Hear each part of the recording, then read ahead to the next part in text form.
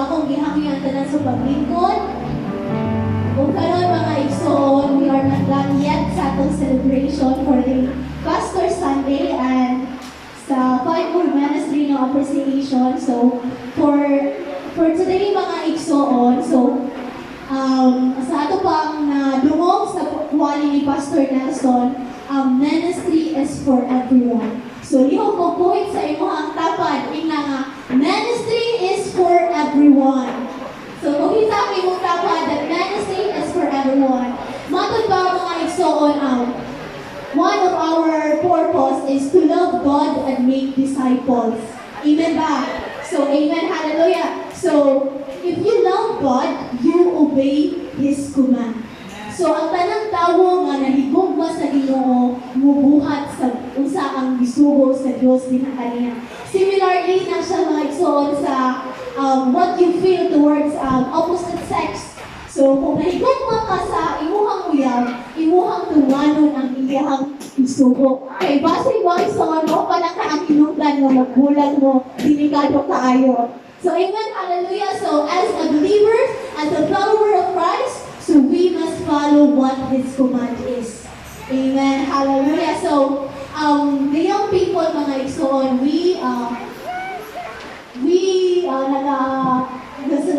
kuhaan may simple gift lang, no, presents para sa mga for those leaders na nag-lead ani na church. So, as I call one by one, so palihog ko nga motindog mulinya din ang mga igsoon.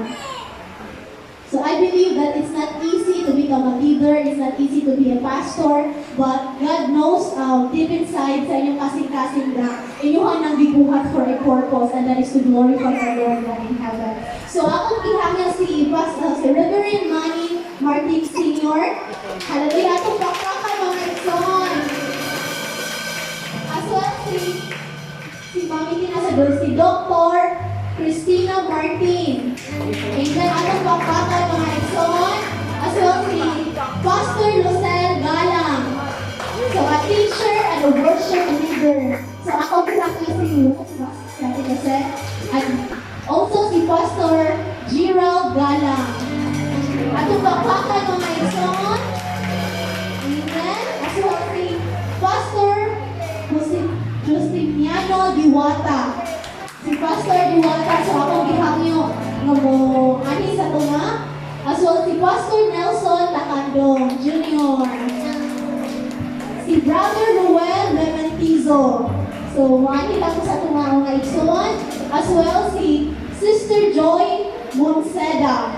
So a WM prayer coordinator. As well si Sister Tessie Otlayaw. So our WM president, si Brother Aris Limhap. So our music team director. As well si Sister Loridel Tacandong, si Ate Lor. So kung kailangan sa Ate Lor naman sa tunga. As well si Brother Paul Archie Abuga. So our very own youth president. So our youth don't be shocked, as well si Sister Hannah Babe Tacandong. Hannah, you are invited. Mamani sa tunga. As well si Sister Casey Bombio. Ano si Casey? Wala si Casey. And si Pastor Archie Limhap. Pastor Archie Limhap. Ay, si Kuya. So, ano ka sa mga Kuya? And as well si Sister Catherine Otayaw. Yes, you are belong to the group. Ano din ka?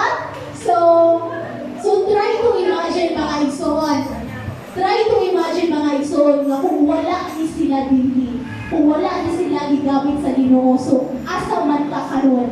No, kung wala ni sila gigamit sa Ginoo, what do you think is asa ka karon mga igsoon? So we are so blessed and we are grateful kay gigamit sila sa Ginoo mga igsoon para mukabit og galang, and you are one of them. Hallelujah, hallelujah. So, akong gihangyo ang mga young people. So simple na kayo siya, not expensive, but inasimpasig na huni na ihatag kaninyo mga igsoon. It's a craft. So, mao na siya mga igsoon. Puhon mga igsoon, ako lang gidawong ihatag sa inyo ha. So, thank you kaayo for the love, for the support, for the sacrifices mga igsoon that you have given to us. So, remember that we love you as what yes, we love you mga igsoon.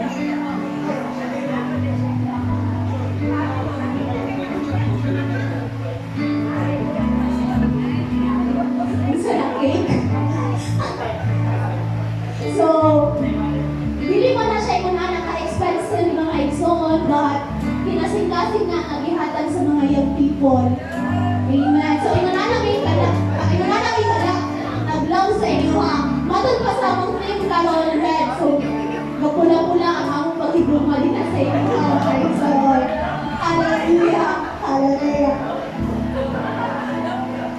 So, karon mga igsoon, ako ginihangyo si Pastor Manny sa pag-pray, dinaka ninyo madugang pagdasig mga igsoon. Okay, ito na may word na pagdasig. So just before I will offer special prayer for our pastors and leaders, our church please, kanina katulog nini, abang please. Ay pagdasig kanina. Ay pagdasig. Okay, na-by word na ang tribal C sa atong simbahan. Ato pa dungagan karon ng tulong kasi. Oh, tulong kasi. You know, I learned this from the seminary. And I know that it is not an accident where naamamo karon nagbarog as pastors or prophets or apostles or evangelists and teachers. I know it's ordained of God, and it is a gift of God in this church that you are with us in this particular church and ministry. Right on C, remember, number 1C.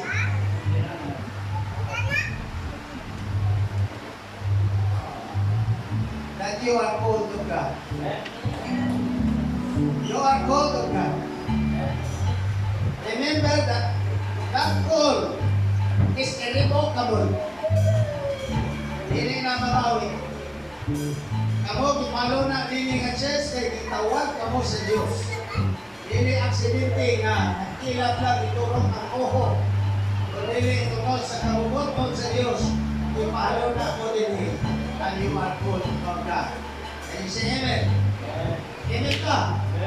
How about you here? Remember that you are called of God. Ipalo na planted in this church. And God wanted you to really grow and mature in this church for the glory of God. Number 2, kasi.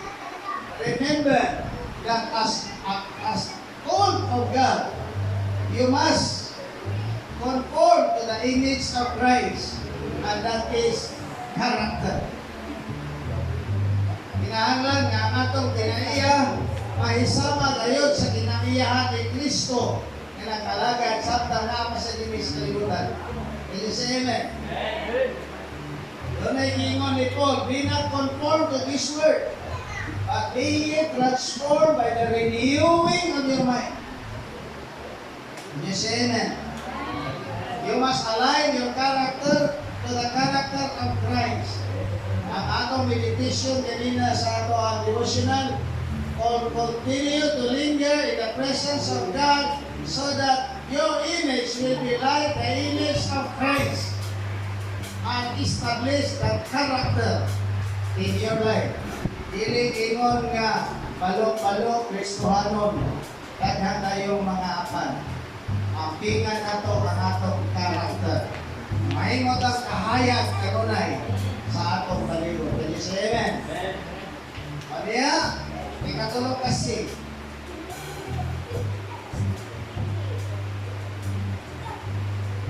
Letter C, competence. You must continue learning the Bible and studying the Word of God in order for you to be competent leaders, pastors, evangelists, prophets, apostles, teachers. It is for the word of God that we will continue learning so that ang atong competence, ang atong kahibalo, magpilo paalam sa kaniyaan sa Diyos. Salamat ko sa inyo. Kaya sa nabatanon na nagsubmit sa discipleship program, kaya nakakat mo na sila. Then I know na ilang confidence mo niya, mahimo mo. Grow, kung magkamit maging sila alam sa kaniyaan sa Diyos. Hindi sa ene. Sa Triple C, number 1. Number 2. Number 3. Iman kinatulo. Ito. Ingon sila. What is good in Kalula? Naalang tulo. Makain mo sila. Nag-iay tulo o dito. Nagalaga sila. Ang naasal. Amen ba? Just raise your hands. I pray for you. Amorias, lipunanan, palihog, pindog, kayo at inyong pamog na ito kanina. Kamahanan o kaluluto ng Diyos, nagpasalamat ako o Diyos, diining mga gasa ay mong ipahaluna dinig sa simbahan. Ikan sa mga apostles, prophets, evangelists, pastors and teachers. And even Lord, for our department heads, na nag-represent Ginoo ini ng congregation. Salamat, it is ordained of the Lord that you have gifted this church in order to be used of God for the edifying of the body of Christ. Salamat, Lord, na inaagi ini mga gasa na imong ipalo na dili sa simbahan. Na imong maikwet o lingkod pa ang mga pagtuo nini imong mga katawhan. O ang imong approval kanunay makapalagan ini na ministry ay mong ipalo na dili sa inside ng lahat. Salamat, Lord, na ikaw magkapanalangin nato kanila. Kailang mga pamilya nag-represent na. Continue to bless the Lord. Prosper the Lord. Anoint the Lord in the name of Jesus. In the name of Jesus. That the wisdom of God will be abundant in the name of Jesus. Salamat kayo, Lord, that you will continue to equip the Lord to be used of God for the glory of God. In this ministry at Hillside, Makahan, Lugar, Luna. Continue to supply their needs and cover them, Lord, always with your precious blood. Nothing afterwards will happen to this one, Lord. And thank you, Jesus, for blessing them and their families represented. Thank you, Lord. They will be careful to give you all the glory, the honor, and praises belongs to you. In Jesus' name. Everybody say, Amen, amen, amen. Congratulations and happy Pastor Sunday. Sunday. Thank you. Okay, pwede mo mamakalingkod. May gusto mong pastor, pagiging na pastor. Okay, nakahabol lang siya, wala din sa script, nakahabol lang siya. Okay, akong gitawag ang representative sa young adult. Katong ninyo o ninyo, atong gitawag si Brother Aljor din. Brother Aljor. Ipatawag si Brother Aljor din si Jason po. Mas mahinig kay ninyo o ninyo. So, mga ulit tao. So, napo ni sila yung ihatag. Actually, this is a initiative sa mga na-ministeryohan ni Mangitina o ni Pastor through online fellowship na to sa young adult o young professional o young couple. So, napasalamat ni kay kanang ministry, di na basta-basta, no? Ministry na siya nga kung makatambo mo anak, kung sa tuwa lang pa nag-attend, mo ni ang klase nga ministry nga dili ka maka-give up sa imong bana o bulag. Di ka maka-give up yun sa imong kuya o bulag. Mo ni siya ng ministry. So, okay, so salamat kayo anak kay nakita nga hapit na mo give up, hapit na may mo na, bumundang na ko. Pero tungod na rin ang ministry na nahutay may iso. So, i-invite ang tanan di ay sa atong online fellowship sa mga young couples, young professionals, na atay meeting na once a month na siya. So, invite mo kay atong speaker, Doktora o Reverend Benedict sa Basta. Katapang din siya sa tuwa. So, apod mo na, apod mo, italikod na ang italikod. Tapos ko na may simple appreciation token of appreciation kay Mamitina, dili mo ikaw Mamitina, ipakakul ni siya sa Mother's Day po. Simple na kayo na eh, mura rin siya kuhan, mura rin siya tulaan, pero I believe na nag-invest kami of time, money, and effort ani. So, sa mga tanang mga young couple o young professional, maningil na po rin yung okay. Actually, this is just a simple lang. So, ako ihatag sa inyo, part ni siya sa akong trabaho mo, akong trabaho yun. Actually, nabiktima lang dito sa pandemic mo na nahinay-hinay ang atong pagkaroon panginabuhian. Pero at least nakauna-una ako nga, why not akong buhatan si Pastor, si Mamitina ani. So, this is a simple drawing lang. Ayaw mong katawa kung mauna inyong naong basta mauna yung standard sa among company.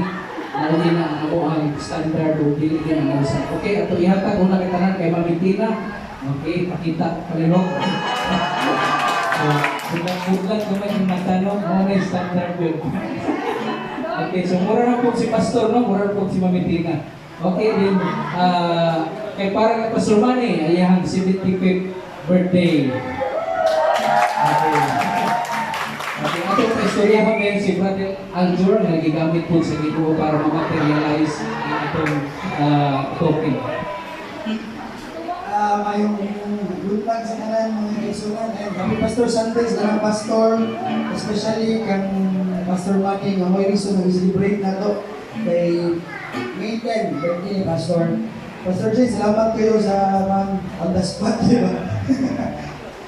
One thing is for sure mga kaisunan, sort of testimony na rin siya kay kung kitang kanano sa mga kanoon, yung adult, mga men and women na ministry na lang kung mga lagay pa sa Ginoo mga kaigsuunan na tinanay na lang yun. Kung dili ka ganan na mapumo igsuon, panood na lang yun. O pakita yung advice ko sa ato ang pastors, mga leaders na to kay nindot kini maglakaw sa kalibutan na naigiya sa Ginoo.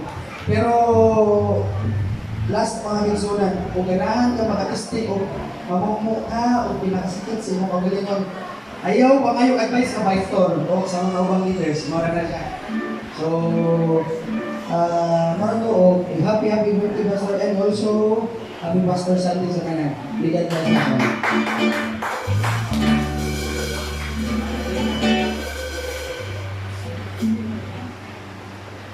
Salamat sa tanan na nag-appreciate kanamo para sa akong asawa. Thank you very much as all congregation nag-celebrate sa Pastor's Appreciation Sunday.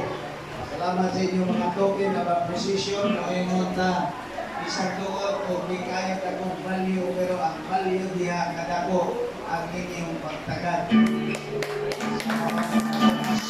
You are expressing loud and clear nga kamo may pagtagad o may pagtugma sa mga alagad sa Diyos din sa mga outside world. Amen. So, for our brief announcement, magsugod na sa MMWN Youth Praise and Worship. Doon na mo ay mga Bible of Children's Church. Go ahead. Amen. Okay.